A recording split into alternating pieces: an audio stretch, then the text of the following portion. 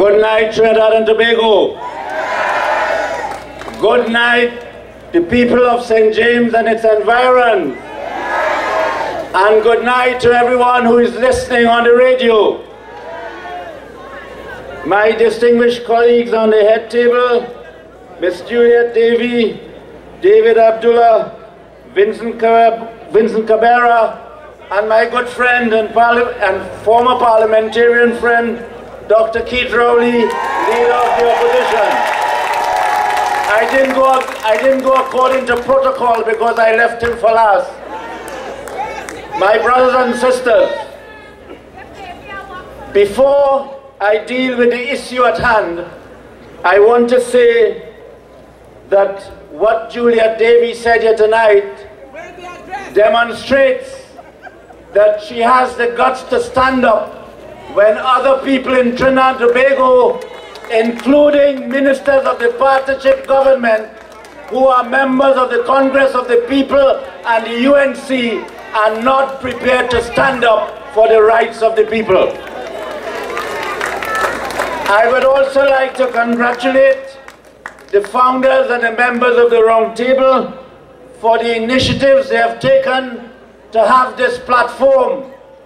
As you would see, people from all political affiliations and social affiliations and different political parties and organizations and different races can get together in Trinidad and Tobago to save Trinidad and Tobago. And I am very happy to be on this platform tonight because I want you to understand, make no bones about it, Trinidad and Tobago is on the verge of a precipice. This country is in trouble, and it is in trouble because of the partnership government. We are assembled here tonight because the government wants to pass a certain law, an amendment to the Defense Act. My brothers and sisters, if that act is passed, that law in Trinidad and Tobago would affect the lives of every individual. Government will be permitted to interfere with the human and fundamental rights of the people. You would have no or little redress. Democracy will be taken away from you, and government will use the power to abuse power more in Trinidad and Tobago. The rule of law would be threatened.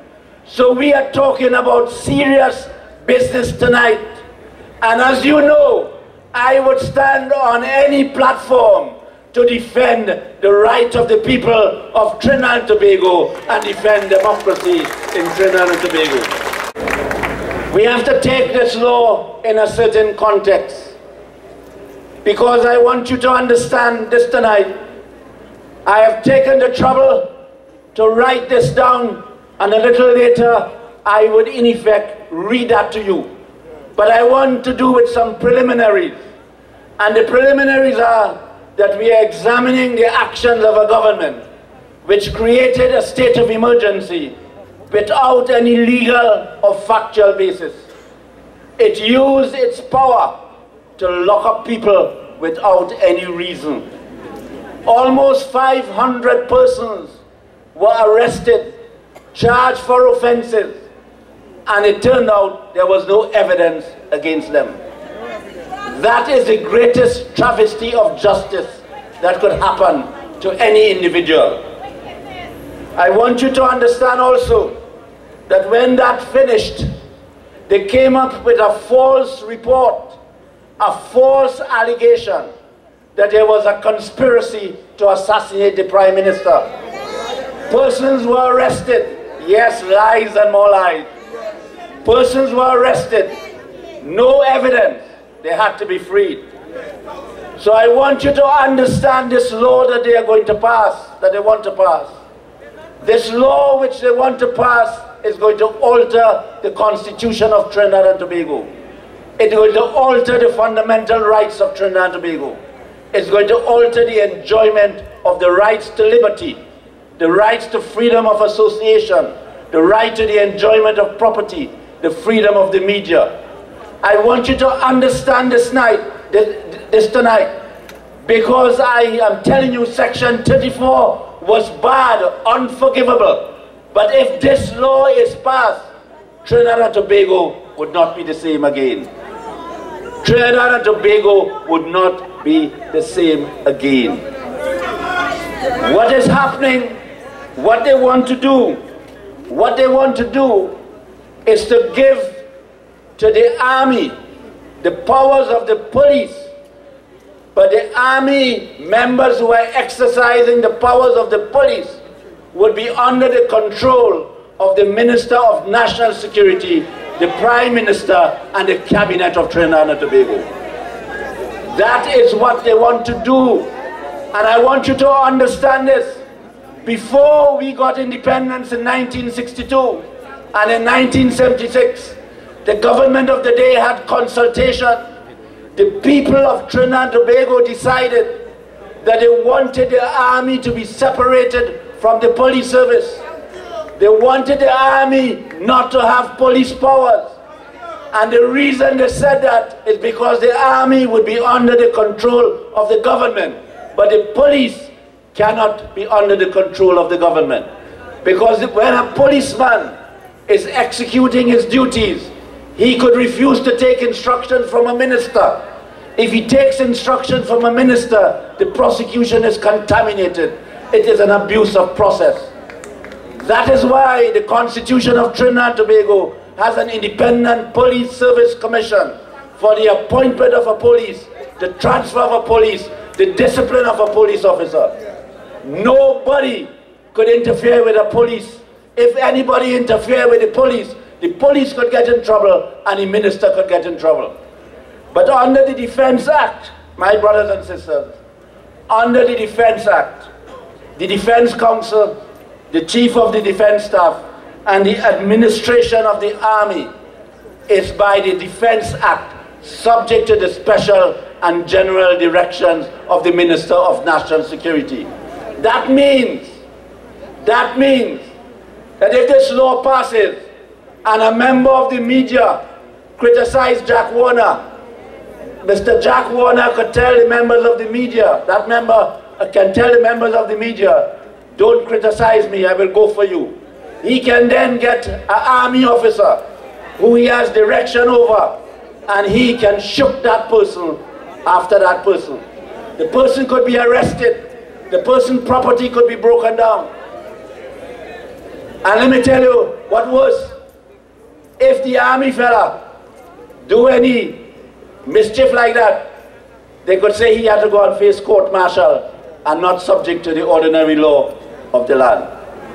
So I want you to understand what we are going to get into if this law is passed.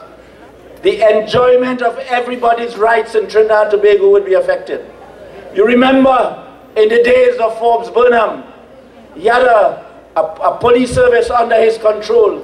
He shook the police service to anybody who harassed him. People were jailed. People were even killed. You remember Eric Gary, the Mongoose gang? That is what he did in Grenada. You remember Papa Doc in Haiti? What he did? Tonton Macoc. Sorry, it's Tonton Macout. I'm thinking about somebody was thinking about something else in the back of me.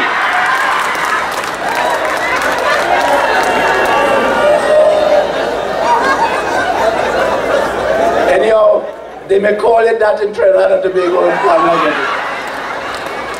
Anyhow, my brothers and sisters, after all the laughter, that is the serious problem we are facing in Trinidad and Tobago.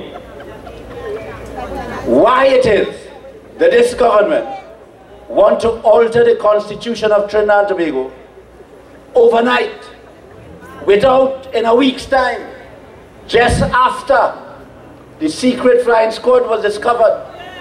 In effect, what they want to do by that law is to create a flying squad in the army. A flying squad under the minister control. A flying squad of army officers. What they want to do is to create a permanent state of emergency, in effect, in Trinidad and Tobago. So I want you to understand what I'm telling you here tonight, because I want to spend 10 or 15 minutes with you, and I want you to listen, and I want Trinidad and Tobago to listen, and I want anybody who think what I'm saying is wrong to challenge me on what I'm saying. Because if you understand it, you the people understand it, you are the power in Trinidad and Tobago. Make no bones about it. You are the power in Trinidad and Tobago. Those who occupy office only occupy it for a certain time. If it were not for the people of Tobago, a member of parliament would have been the president of Trinidad and Tobago today. Tobago stopped a partnership member of parliament from being the president of Trinidad and Tobago. That is the power of the people.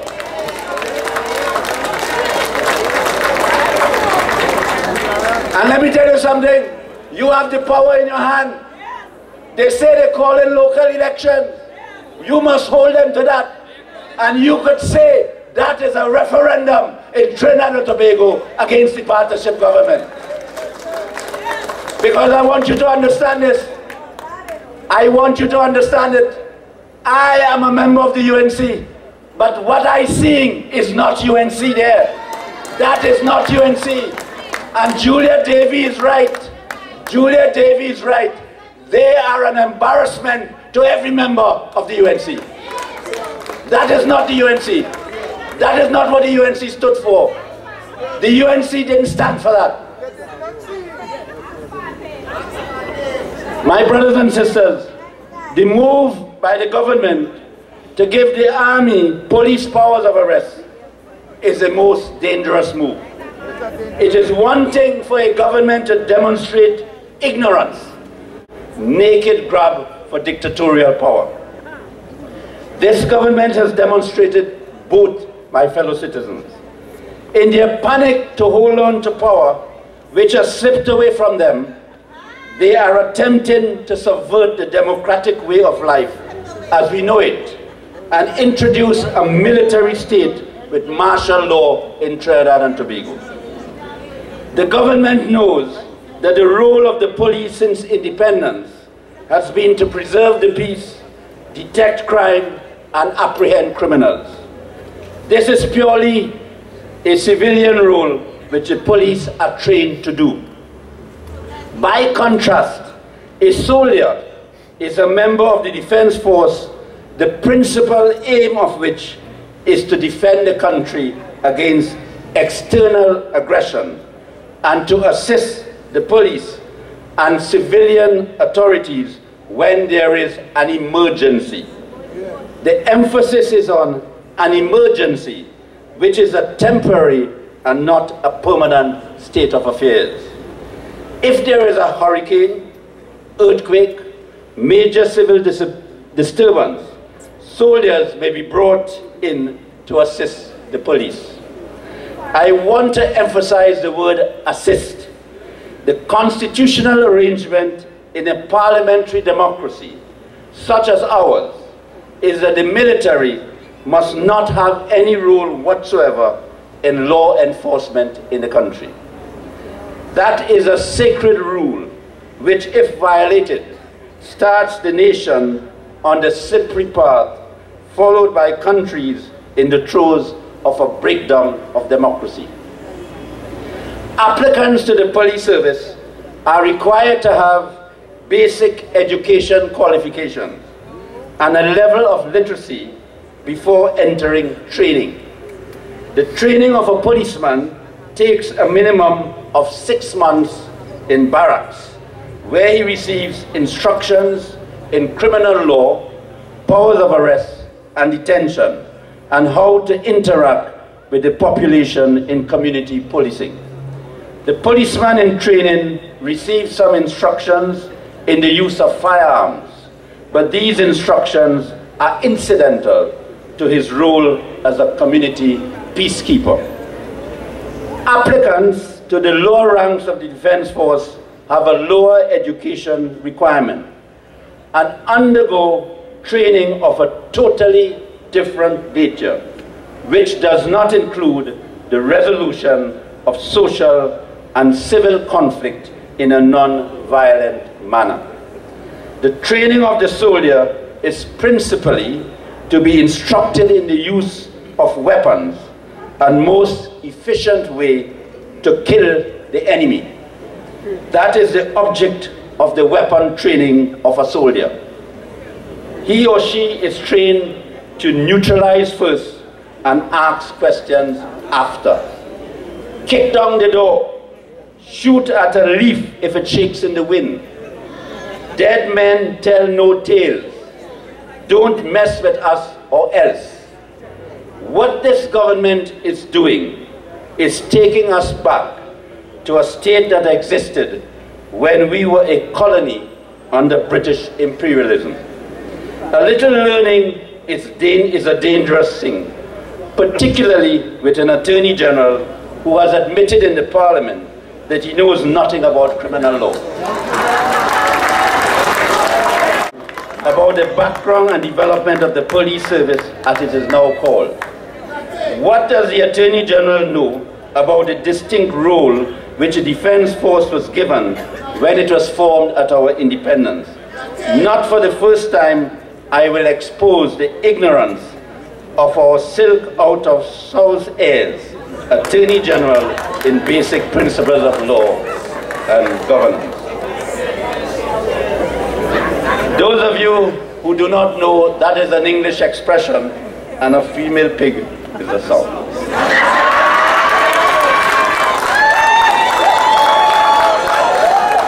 When Trinidad was a colony, and the imperial power was days away, there were no airplanes to bring armed forces to Trinidad to assist the local constabulary, as it was then called. The quickest way was by battleship. This is what happened in the Butler insurrection of 1937. The local constabulary, as the then police force was called, performed the imperial role of the repression of internal disturbance.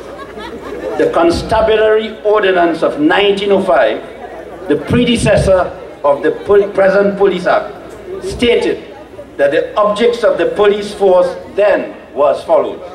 There shall be established in and for the colony a constabulary force, which shall be an armed force and shall be deployed for the prevention and detection of crime, the repression of internal disturbance, and the defense of the colony against external aggression.